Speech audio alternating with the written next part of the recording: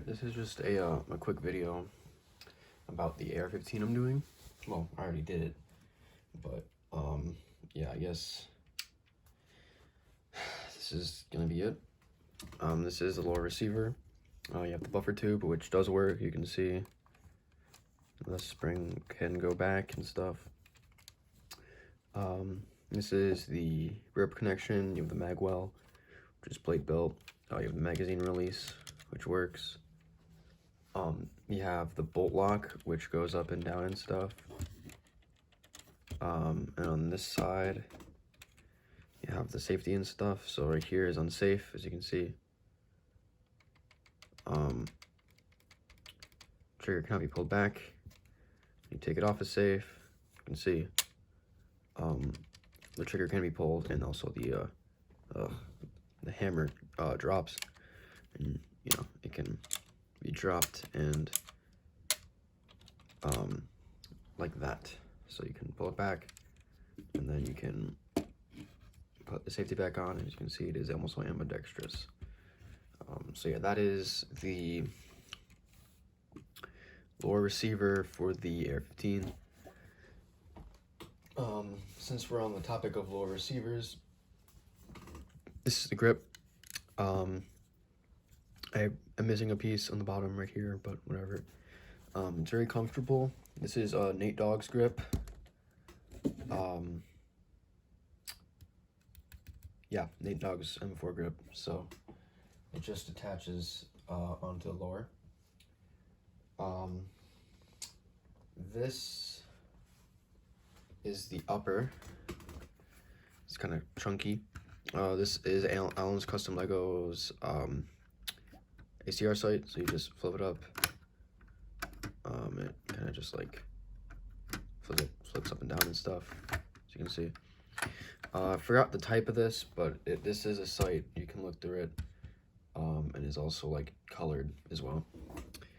And before this does just come off. Okay. So yeah, this is the upper receiver. This is based off of 6 plate built design.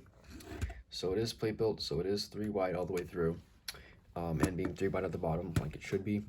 The dust cover flips up and down, and then on this side just looks like a normal AR-15 dust cover. So yeah, the upper and lower are both 3 wide as they should be. 4 wide for an AR-15 is way too thick. But yeah. So yeah, this sight right here is pretty nice to look through. It doesn't have a reticle or anything, but once you have these sights popped up, they make pretty good co-witness sights. So yeah, that is the upper receiver. Here is the charging handle. Pretty basic. It has like a little hook right here for the bolt. Has this little section on this side to easier grab onto. That's basically it. This is the bolt. This is the section where the charging handle goes onto. These are the lugs. And then just kind of looks like an AR-15 bolt.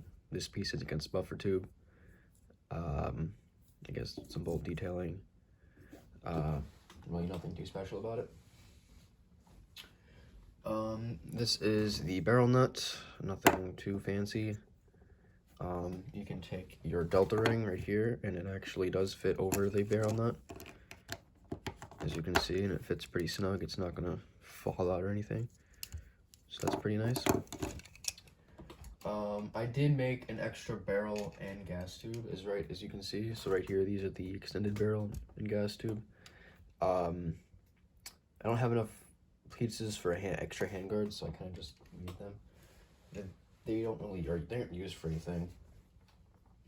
These are the 2 barrels you can have. You can have this little barrel, and then you have this. This was meant to go on for the longer barrel, and this was meant to go on for the normal version. Because this AR-15 is modular, you can do a bunch of other things with it. This is the stock. It's one of those like buffer tube add-ons you can add. It's like connected to the buffer tube. You just connect it with the pin, and then there's 2 studs it latches onto. But yeah, this is the butt plate. It isn't the sturdiest. The buffer tube in general isn't the sturdiest, but it can take the weight of the bolt pretty well, so I don't have to worry about that. This is the normal gas tube and the normal barrel. So yeah, the gas tube and barrel are both different. Yeah, this here is the gas block, pretty simple. And this is a magazine release button. The magazine release pads are replaceable. So this is the only design I have, but you can have like different designs so that they extend. You can make different ones if you want. I don't really care. Last but not least, you have the handguards. The handguard, as it should, splits into two. So on the gun, it looks like on the gun it looks like this. So you have the little notches on the back for the delta ring, and here's the inside of it, I guess.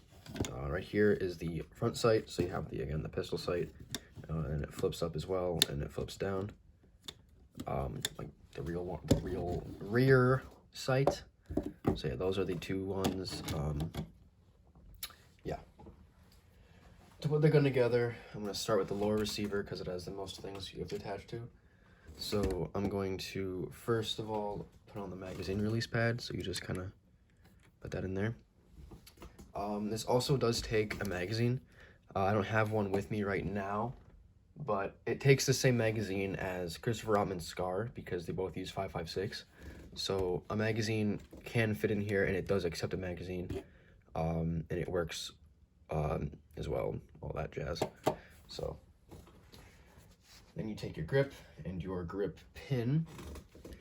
So you slide the grip on, and then you take your pin for the grip, and you just push it in, and there you go. You have your lower receiver all assembled and everything. So here's the grip, the buffer tube, everything. So yeah, that's the lower receiver fully put together.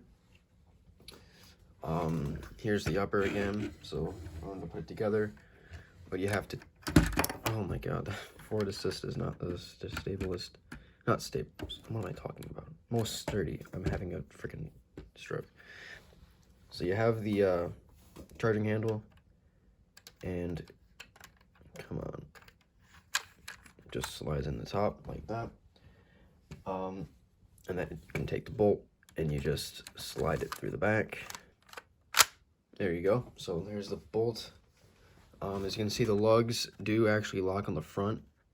Lighting's really bad, but if you look, the lugs do go in, and the freaking thing just broke.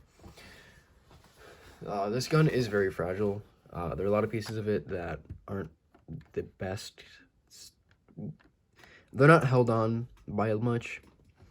I'm not saying this thing is unstable by any means. You can shoulder it pretty well, but it still, at least just use caution. So yeah. So then what you do with the upper is you take your barrel nut and you just slap it on the front like that. So there you go. I'm going to connect the two halves of the gun together. So you just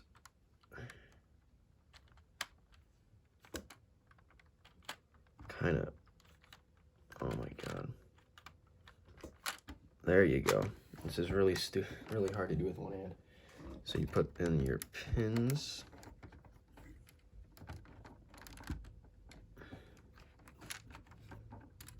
Come on. There you go.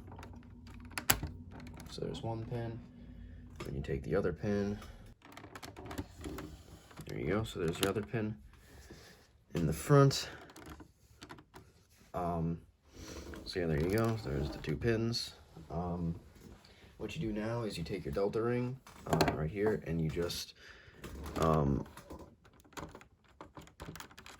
you go. You slide it on, and then you take your barrel and gas tube and you slide them on.